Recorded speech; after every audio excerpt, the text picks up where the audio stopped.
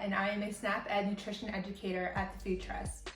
If you missed my lesson earlier, I took us to a few farmers markets in Reading and Philly on a hunt to find some vegetables to use in our recipe. Today I will be making double vegetable fried rice, courtesy of Chop Chop magazine. The recipe calls for some scallions, celery, or bell pepper, zucchini, cabbage, broccoli, mushrooms. Those were all suggested veggies that if you found them at your store or at your farmer's market, great, grab them and we can put them in the fried rice. Also, if your family prefers a vegetable over another, choose something that they are going to eat. I found a few at the farmer's markets earlier today, and I was able to pick up some baby kale, some asparagus, because asparagus was in season. I had to wait a few weeks before zucchini or summer squash come in. And I was also able to grab some green onions, or they can be called scallions. The rest of the recipe calls for some frozen peas. But since I couldn't find a lot of the vegetables that they put in the recipe at the market, I am going to add some mixed vegetables. So in here are frozen peas, as well as frozen corn, frozen carrots, and frozen green beans. So still getting lots of vegetables in my fried rice.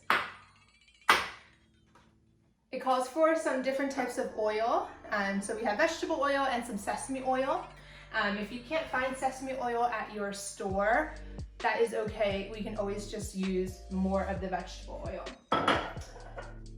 We are also going to use some soy sauce. So when you're shopping for soy sauce, try to find the reduced sodium soy sauce so it will cut down on the salt level, but still taste great.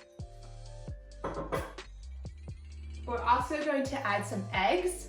So 2 eggs gives our fried rice a little bit of protein so that our muscles can stay strong. And then what's fried rice without the rice? So I'm using some brown rice today. You can use whatever rice you have on hand. Leftover rice is actually great for fried rice. So that is the preview of our ingredients. Let's get started.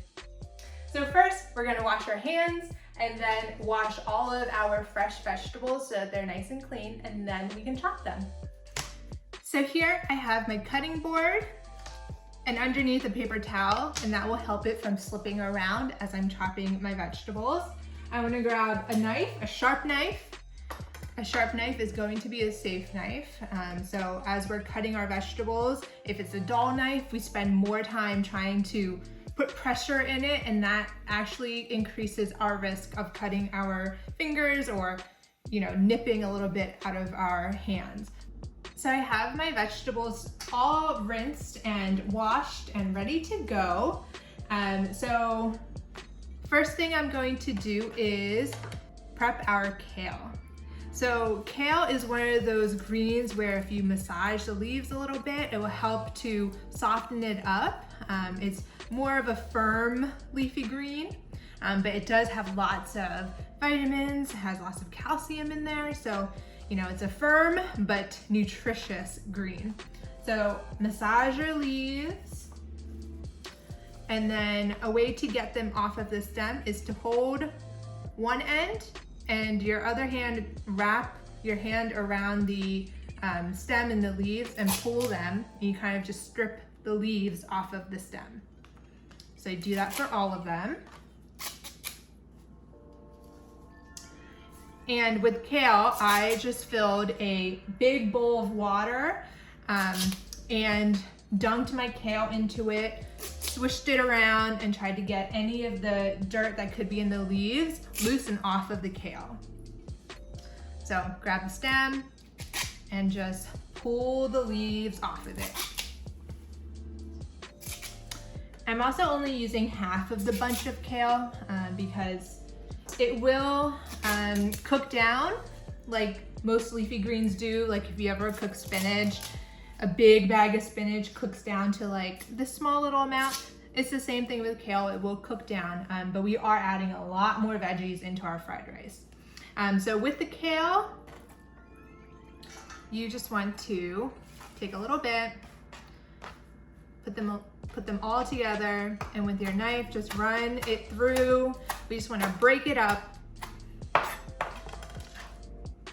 And then that will go into our fried rice really nicely.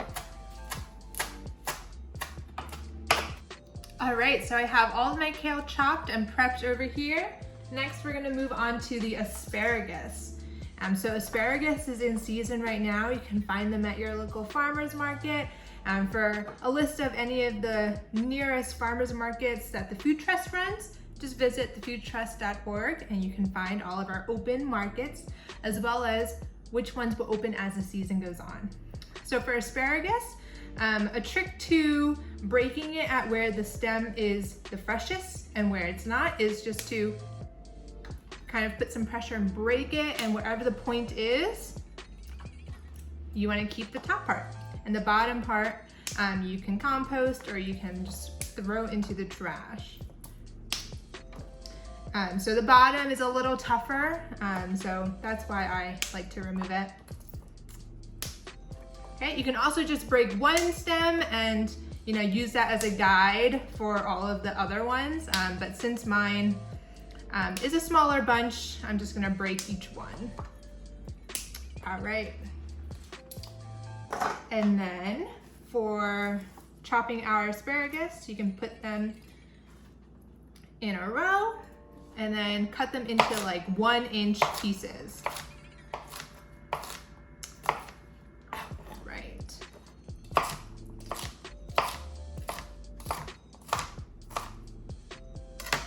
Okay, and then move it onto our plate.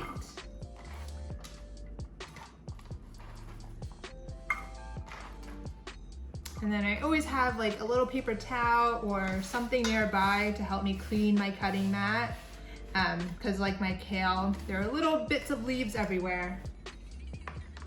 All right, now we can move on to our scallions. So it calls for 3 scallions, and we want to keep the leafy greens together and the bottom part together. So I'm going to cut the ends off and then cut the leaves from the bottoms. We're going to use them separately. So with these, I just like to do a fine chop.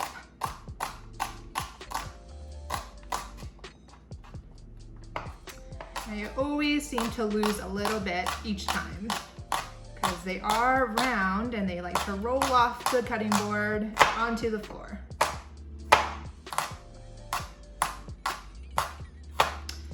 But these we will saute first to kind of give us that onion flavor, and then these we will put later on towards the end of the cooking time, and they will go in with our kale. So I'm gonna cut the other ends and then just cut these a little thicker than the bottoms.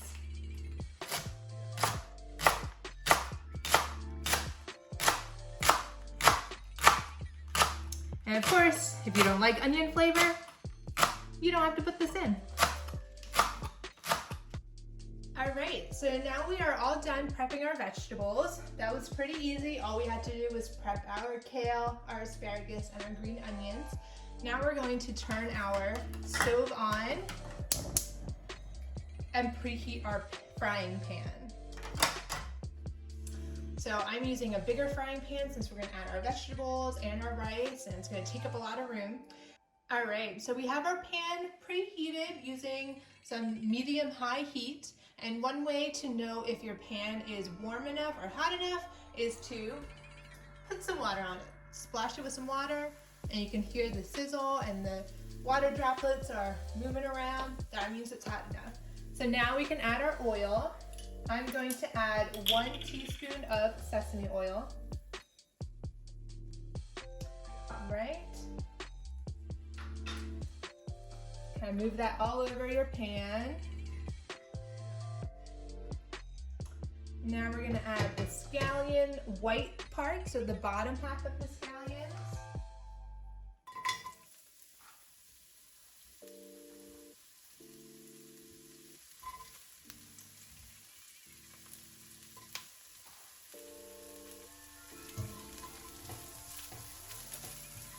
we'll add some of our asparagus.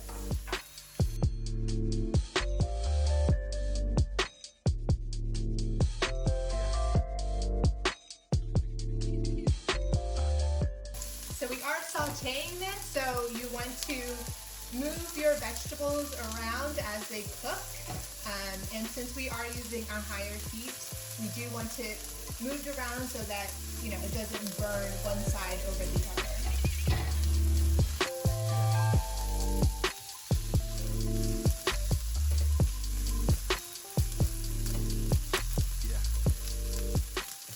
If we had other vegetables, we could add it at this point. So if we grabbed red bell pepper or if we grabbed zucchini, we could put it in at this moment. And we're just going to saute it until the asparagus turns a deeper green. Okay, our asparagus has turned a more even green color. Now I'm going to add our frozen vegetables. I know the recipe says to add them later on, but since I'm using more than just peas, I just want to make sure that they do cook evenly. I'm going to add our frozen veggies.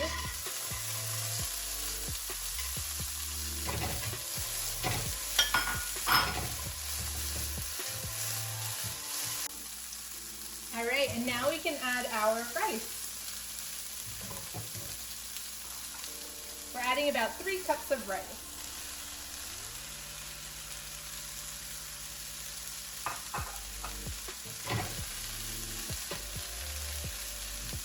If you're using cold rice, you might have to break up more of the chunks of rice, but it will soak up all of the flavors and be delicious. All right, so we're just going to saute this together for about a minute. All right, now it's time to start cooking our egg. So what I'm gonna do is I'm gonna make a little opening in the middle. So push all of your rice and veggies to the edges and make a little opening in the center of your pan. I'm gonna add a little bit of oil. Calls for 2 teaspoons of vegetable oil. And then we're going to scramble our egg in the middle.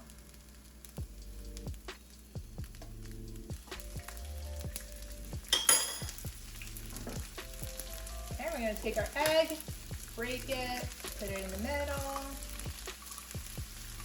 And it broke, but that's okay because I'm going to scramble it anyway. Okay, just take your spatula and just break it, move it around, cook it up in there.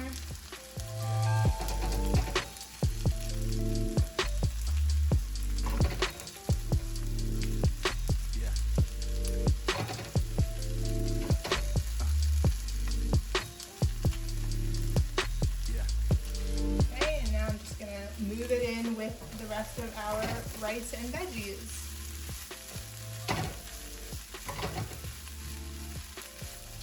Right, and now we're going to add our kale and our scallions.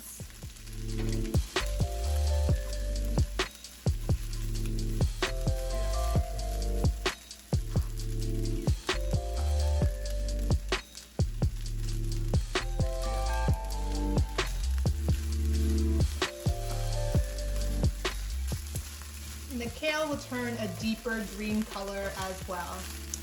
See, I told you, I always lose something out of the pan or out of the cutting board.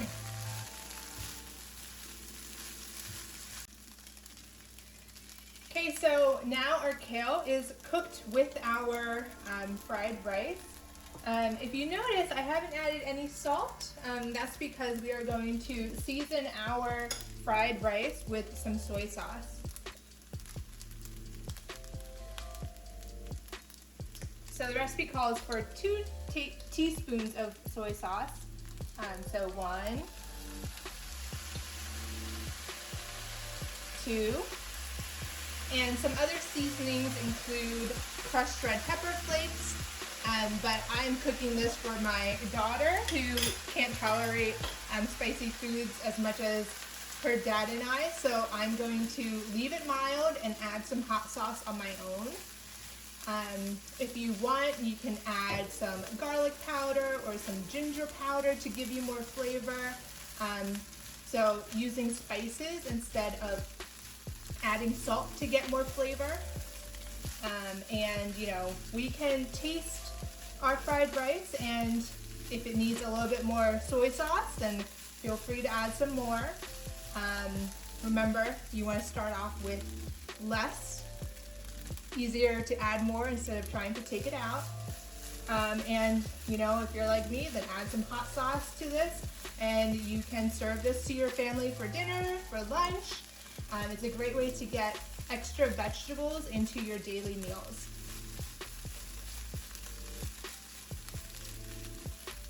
All right, so it's ready to serve right now, or if you like it a little crispier, you can just keep sauteing it even more. But I hope you enjoyed this double vegetable fried rice, and please fill out our survey at the end of this form so that we know who we are reaching, and so that we can improve our programming and our lesson content for the future. Thank you again for joining us. My name is Paulette, and have a great day.